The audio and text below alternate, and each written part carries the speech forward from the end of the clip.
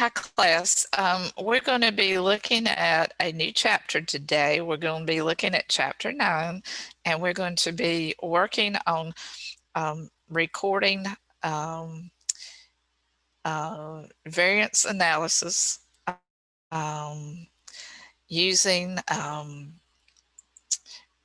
your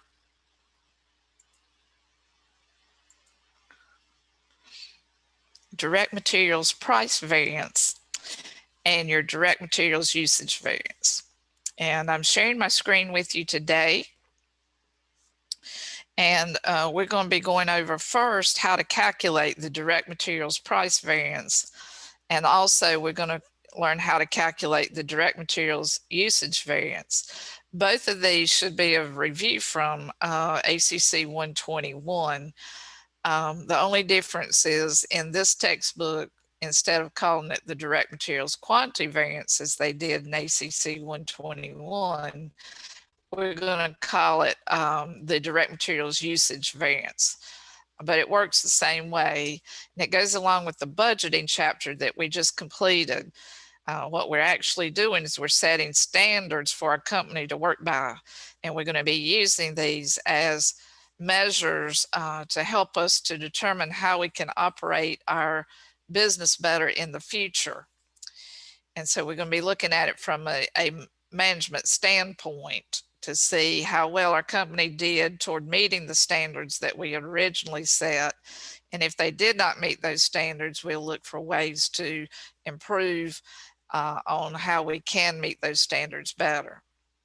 In this particular company, we're going to be Guillermo Oil and Lube Company, and we're going to be a service company that offers oil changes and lubrication for automobiles and light trucks. On average, Guillermo has found that a typical oil change takes 24 minutes, and it takes 6.2 quarts of oil. In June, Guillermo's Oil and Lube had 980 oil changes. Guillermo's Oil and Lube Company provided the following information for the production of oil changes during the month of June. The actual number of oil changes performed was 980. The actual number of quarts of oil used was 6,020. And the actual price paid per quart was $505.10. The standard price per quart was 5.05. Remember that our standard prices are the prices that we have originally budgeted that we were going to spend. We're going to compare them with what actually happened to come up with a variance. In requirement number 1, they want you to calculate the direct materials price variance first, and then they want you to do the direct materials usage variance, which is the direct materials quantity variance that you learned in ACC 121. And they want you to do it for June, and they want you to use the formula approach to this. And if required, round your answers to the nearest cent. So we're going to start with the formula for direct materials price variances. So we're going to compare our actual price with our standard price. So we go back to the given information to find our actual price. The actual price paid per quart is $5.10. We're going to compare it to what we had budgeted, which was $5.05. As you can see, our actual was more than our budget, so we had an unfavorable variance. When the actual is more than the standard price, the variance will become unfavorable. So what we do is we subtract the standard price from the actual price, and that will give us a variance. And that variance is called a difference. And we're going to multiply that difference by the actual quantity of oil that was used. And that will give us the direct materials price variance. So the difference between the actual and the standard price times the actual quantity of oil used. The actual quantity of oil used was given at 6,020. So subtract 505 from 510, and that'll give you a 5-cent variance that is unfavorable, that will be multiplied by the actual quantity of oil used, which was 6,020. That was the given amount of the actual quantity. So this variance is $301, and it's unfavorable as a variance, again, because the actual price was more than the standard price. The second variance they wanted you to calculate is the materials usage variance, or the quantity variance. So we start with the actual quantity that we used, which was given, and we're going to subtract from it the standard quantity, which is our budgeted amounts. Now, a lot of times they won't give you this amount, you're going to have to find it. So the formula for finding standard quantity is to take the standard number of quarts that are used per unit, and then we're going to multiply that by the actual units that were produced. So the standard number of quarts that they're using per unit is given. It's 6.2 quarts of oil are used for one oil change. So 6.2 times 980 oil changes will give you the standard amount of the quantity.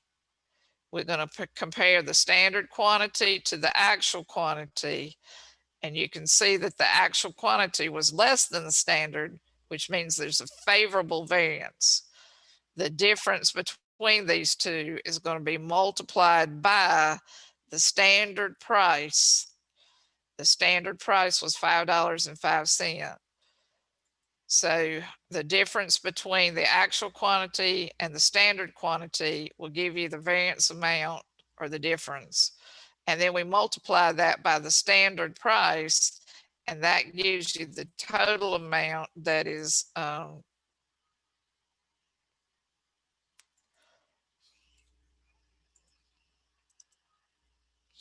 sorry, I hit a wrong key there. So let me get that straightened out for you.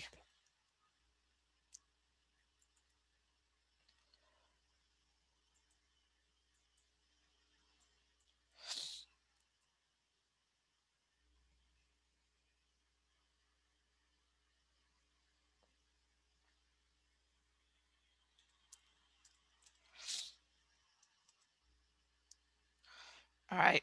And so we're getting that back on track again. And so the amount of the favorable variance was $282.80. Now notice that it comes up as a negative amount, and negative amounts are favorable. In Cengage, you don't have to enter it as a negative amount, but in Excel, this is the way that they're determining that the amount is a negative amount. And what you have to remember is that because the actual quantity was less than the standard quantity, when we subtracted that, it would give you a negative number, which multiplied by the standard price is still going to give you a negative number. It's not really a negative number, it's just saying that it's favorable because the standard quantity was, or the budgeted amount was more than what actually happened. So we had a favorable variance there.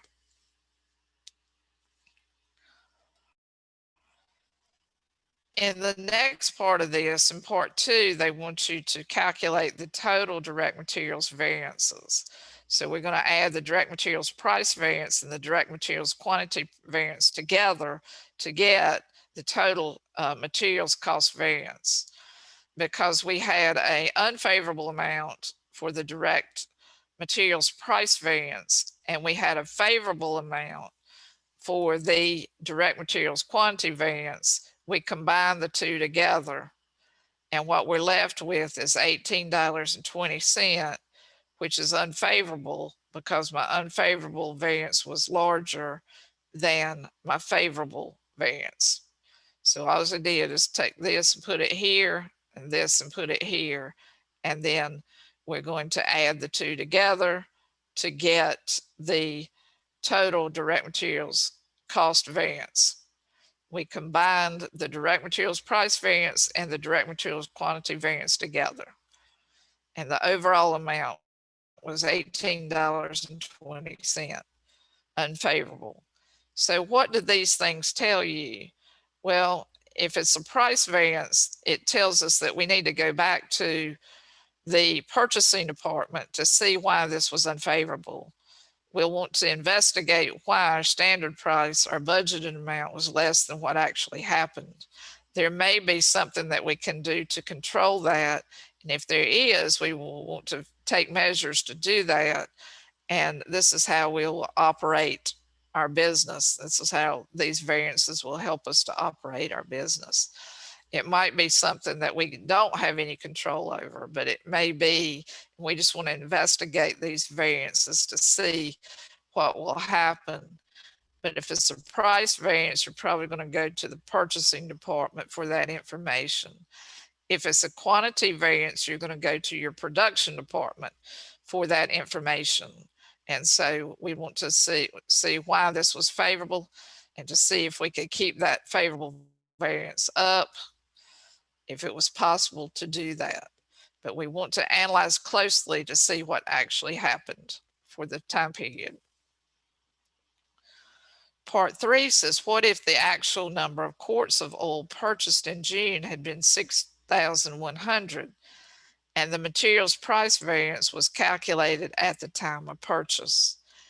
When the materials price variance is calculated at the time of purchase, we're going to use a different formula called the materials purchase price variance. And there's a difference in this formula. And right here, instead of multiplying it by the actual quantity used, we're going to multiply by the actual quantity purchased. So that's the difference in this formula. So you have to read your problems carefully to see when they are calculating the materials price variance. If the materials price variance is calculated at the time of purchase, we use the materials purchase price variance to record those variances. We start with the actual price, compare it with the standard price, just like we did for the materials price purchase for the materials price variance. But the only difference is once we find our difference, we're going to multiply it by the actual quantity purchased. In this case, the actual quantity purchased was 6,100. It was given in part 3. And so we would take the 5-cent difference and multiply it by 6,100 quarts, and that will give you $305 as the unfavorable variance. Again, it's unfavorable because the actual price was more than the standard price. The quantity usage variance is exactly the same as what we did earlier in part 2. It doesn't change because the formula doesn't change at all.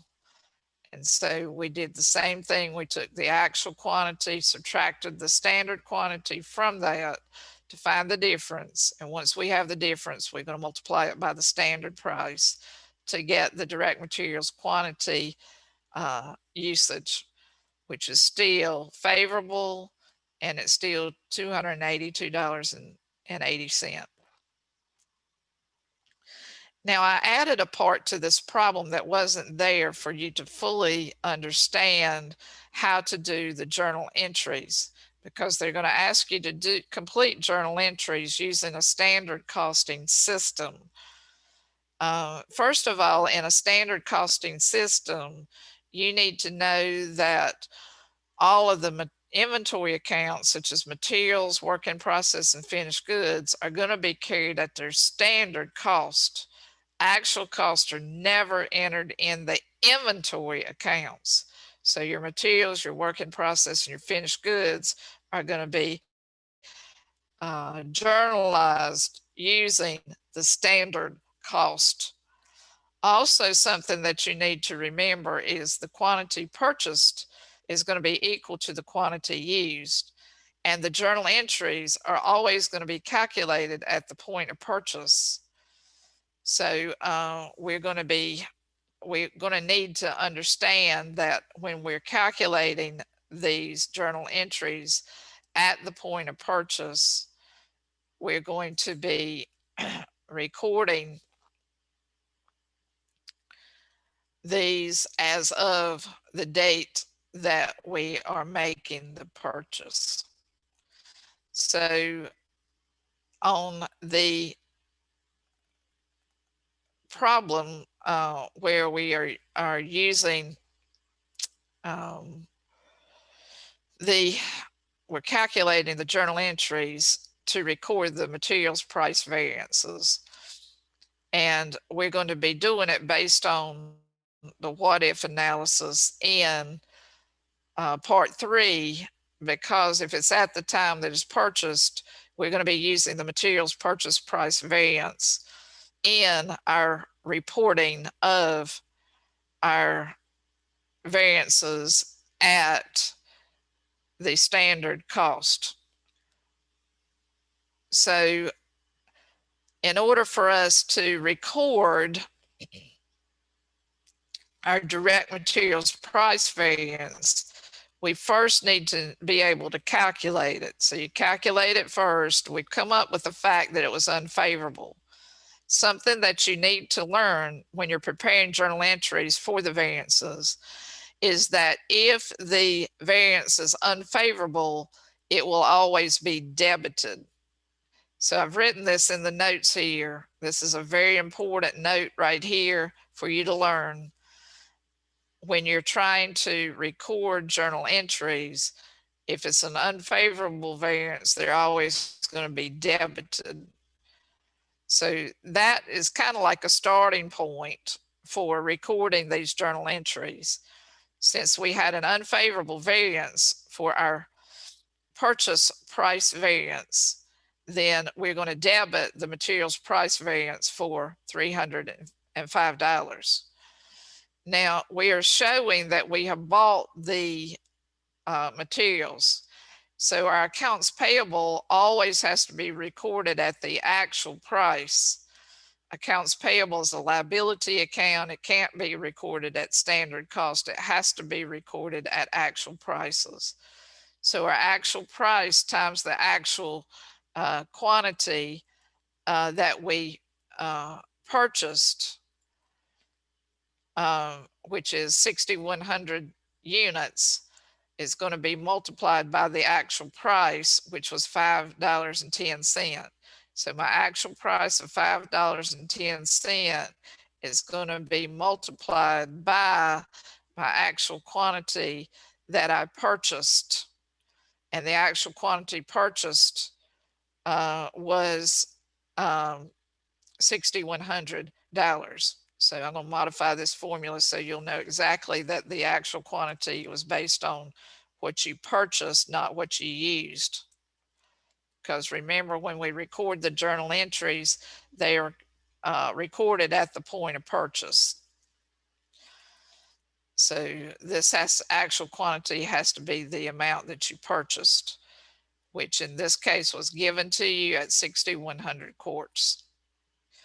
So the actual price, which was $5.10, would be multiplied by the quarts that were purchased of 6,100, and that will give you $31,110. And then you can find the materials amount by taking the standard price times the actual quantity that you purchased. The standard price was $505 times the actual quantity purchased, which was 6,100, will give you the debit amount there. So the two debits have to equal the credits, as always in all journal entries. So use these formulas here to help you calculate the journal entries. your materials is an inventory account, and it's always going to be carried at standard cost. So the standard price times the actual quantity purchased is what we're debiting. The materials price variance was unfavorable.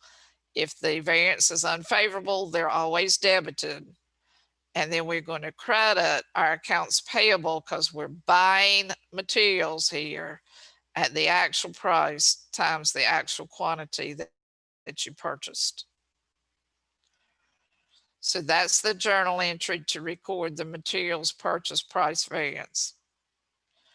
To record the direct materials quantity variance or the usage variance, we're going to need to know the standard quantity, and we're going to need to multiply that by the standard price. The standard quantity was the standard number of quarts per unit in this problem times the actual units produced. Notice we're using actual units produced, so we're going to have to go to find what the actual units produced were, and the actual units produced were given at 6,200 units. Oh, I'm sorry, that's not true. That's what you purchased.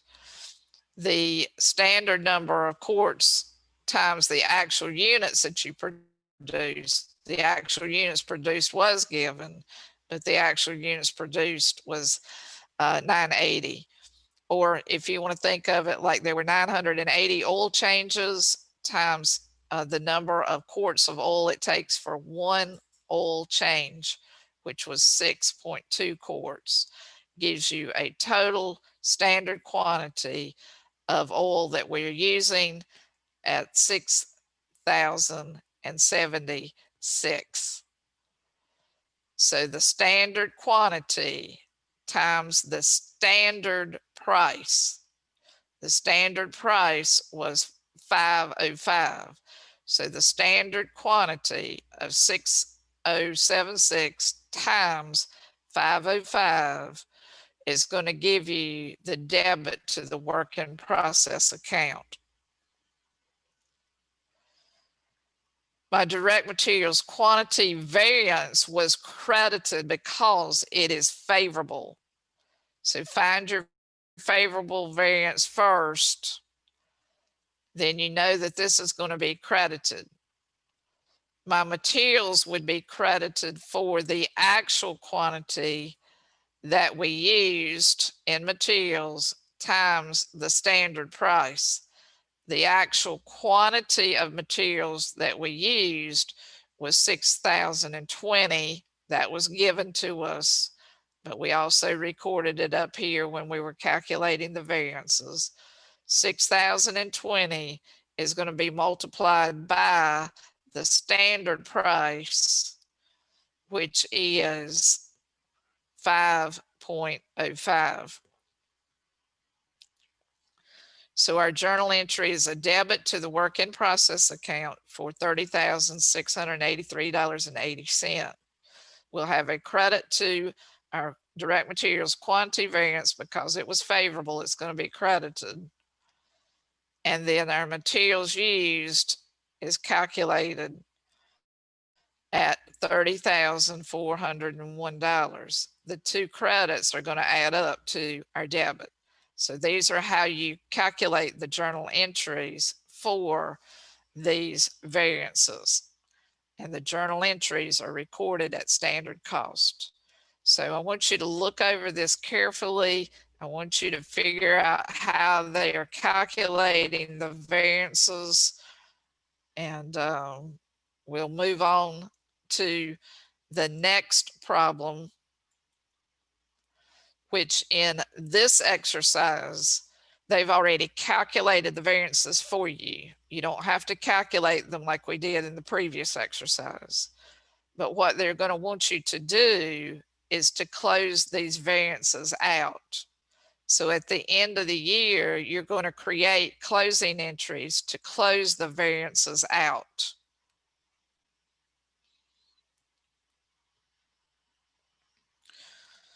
And so in this particular problem, they gave you all the variances first. Then they told you what the unadjusted cost of goods sold balance is in your ledger. It's 1,500,000. Then they also gave you the unadjusted work in process balance in your ledger at 236,000. And they gave you your unadjusted finished goods balance in your ledger at 180,000. So this is what your ledger is saying before we have closed out these variances. Now they're going to want us to close out the variances, and what you have to pay attention to is whether the variances are immaterial or whether they are material. If the variances are immaterial, the variances will be closed to the cost of goods sold account. If the variances are material in amounts, they're large in amounts, that we're going to prorate them to our cost of goods sold, our work in process, and our finished goods. So make sure you read carefully what is stated here. Notice I have in bold what I think is important to point out to you about the instructions. It says, assuming that the ending balances in the variance accounts are immaterial. That means that we're just going to close them to the cost of goods sold account. Now, for some reason or another in Cengage on this problem, they ask you to close the variances with debit balances first. You don't have to do that always, but read your directions. And if they tell you to do that, then you have to do it that way so that Cengage will count it correctly. But if all of these were immaterial, we could have done one at a time and closed each one of them to cost of goods sold. It will amount to the same thing that we've got recorded here. But they're asking you in this problem to close the variances with debit balances first. So we're going to close the direct materials price variance because it has a debit balance according to our instructions. And we're going to close the direct labor efficiency variance because it also has a debit balance. Now, we haven't talked about labor efficiency variances yet and how to calculate them, but we're going to be doing that. And once we learn how to do that, if the variances are immaterial, and according to our instructions, we're going to close those variances with the debit balances first. If it's immaterial, it's closed to cost of goods sold only. So I'm going to take these debit balances, and to close them out, I'm going to zero them out by crediting them. Do you see here where we credited the direct materials price variance for $13,450? Our direct labor efficiency variance is also credited. We're closing out our debits first. Since both of these have to be closed out on the credit side, then we're going to end up debiting our cost of goods sold. So we're closing the direct materials price variance and the direct labor efficiency variance by debiting the cost of goods sold. We're going to also close out our credit balances. Remember, your credit balances and your variances are favorable variances.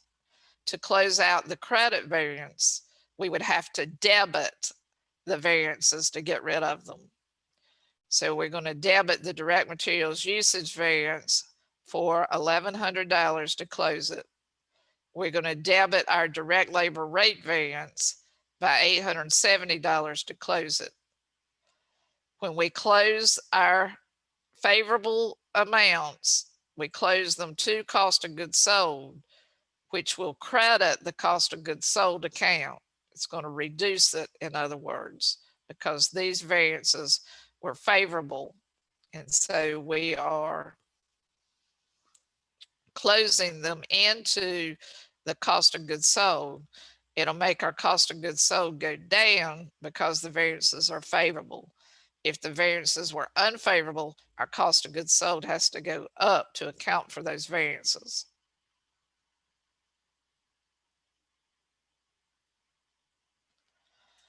In the next part of requirement 1, they want you to record the adjusted balance in the cost of goods sold after you've closed out your variances. So I created a T account here. I put in the unadjusted balance, which was given to us. And then what we did is we debited the cost of goods sold in the first journal entry. So I recorded it here. And we credited the cost of goods sold in the second journal entry. So I recorded it here. Cost of goods sold is an expense account. It has a normal debit balance. It increases on the debit side. So we start with 1,500,000. We're going to add to it 25,790 and subtract from this 1970. And that will leave you with an adjusted balance after these variances have been closed of 1,523,820. In the second part of this journal entry, it says, what if the ending balance in a variance account that exceeds 10,000 is considered material? So if the variances are considered material, we're going to close them to the prorated accounts, cost of goods sold, work in process, and finished goods. In part A, they want us to close the immaterial variances to cost of goods sold. So what we're having to look at is if it was less than $10,000, it's going to be immaterial. So we're going back to our original variances. You can see that this one is more, so that's a material one. These two are less than 10,000, so they're immaterial. But these two are more than 10,000, so they are material. You're going to handle these debits differently than you are the credits here. They want you to close out the balances of the variances that are less than 10,000. They're considering these to be immaterial, and immaterial balances go to the cost of goods sold. So in part A, we're simply debiting our favorable variance to get rid of it. We had a favorable variance for materials and for labor. Materials uses variance and the direct labor rate variance, both of these were favorable. They had credit balances, so I know that they're favorable. We got to reduce these credit balances by debiting them, and that's what we did here. And then we're going to credit our cost of goods sold. So part A was anything under 10,000 is considered to be immaterial.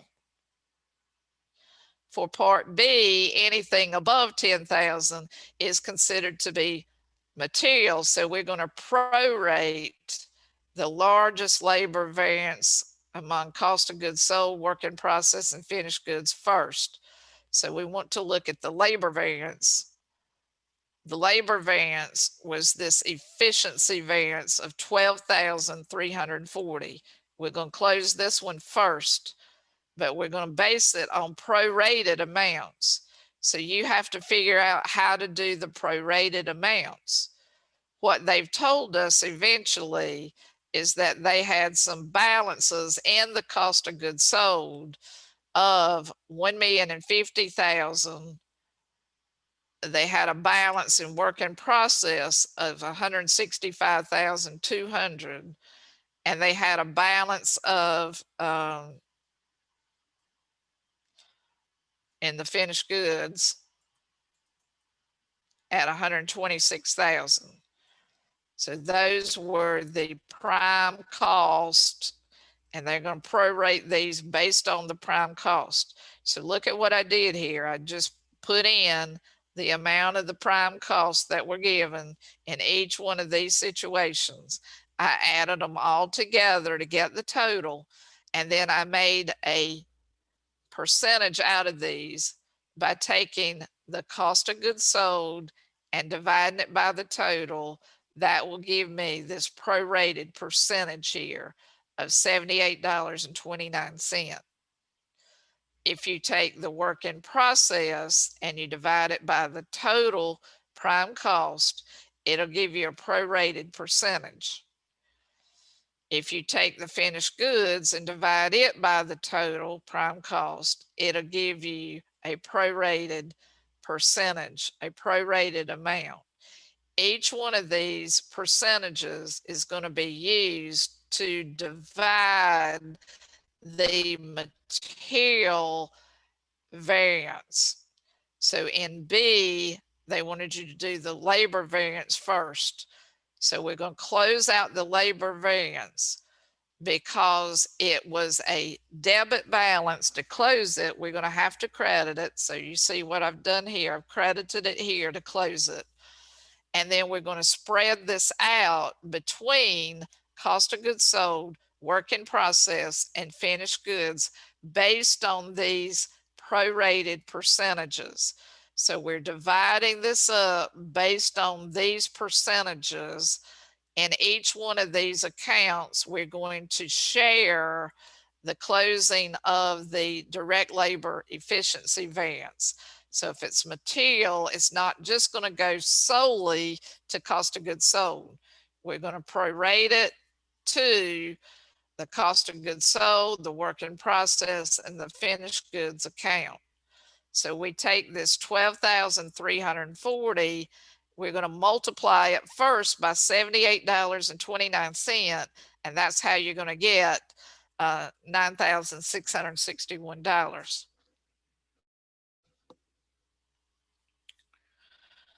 We're going to take 12,340, multiply it by $12.32, and that will give us 1520. We're going to take the 12,340, multiply it by 9.39%, and that will give us the finished goods share of this variance that we closed out. So that's what we do for part B. For part C, we're going to prorate the largest material variance for cost of goods sold. And that material variance was right here. Remember, it's more than 10,000. So it was material. We're going to close this, and we have to prorate it against the cost of goods sold, the work in process, and the finished goods. So my direct materials price variance in C had a debit balance, which meant it was unfavorable. We're going to credit it to close it. So I credited it here to close it. Then I take this and I split it between cost of goods sold, work in process, and finished goods according to the prorated percentages. So this times 78.29% gives you the cost of goods sold percentage. This times this gives you this, and this times this gives you this. Now, you have to make this balance out, class, and unfortunately there was a rounding error here. So the easiest way to do this is to take this, subtract these two, and whatever's left, put it here. You use 1263 just to make it balance. So this really should not be 1263.60, which it would have came out to if you multiplied it. But we have to make it balance with the full amount that we have closed out to the direct materials price variance. So the easiest way to get that is take this, subtract these two from it. What you have left is 1263. Now, in the next part of this, they want you to determine the balances in the cost of goods sold and work in process and finished goods inventory account. These were the unadjusted balances that were given. The unadjusted balances were given right here in the original part of the instructions. Put those balances in first. The unadjusted balances would be recorded first. And then what we're going to do is we're going to post these items to the cost of goods sold account. So you can see 1970 was credited to the cost of goods sold. That's why we credit it here. We debited it to the cost of goods sold in transaction B. So it's debited here. So this is placed here. The cost of goods sold in transaction C is placed here as a debit. And then what we do is we balance the account. So we add our debits, subtract our credits, and we're left with an unadjusted balance of $1,518,221. The work in process, you start with your unadjusted balance. Then we're going to look for the debit to work in process here at 1520. We're going to debit it to the work in process account. We're going to look for the debit in part C, and we're going to debit it to the work in process account. Then you're going to combine all these together to get the adjusted balance of $239,177. Your finished goods, the 180,000 was given. The unadjusted balance was given. Then we're looking at this. You see you have a debit to finished goods.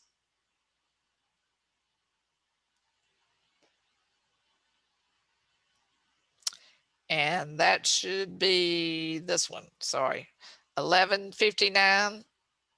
And so we debit it here. You're doing finished goods, 1159, 1159.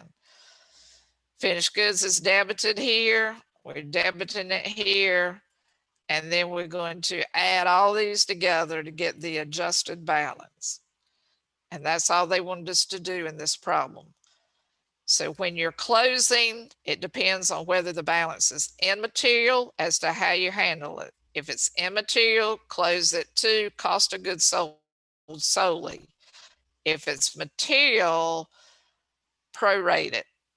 In this case, they prorated it based on the prime cost that they gave to you.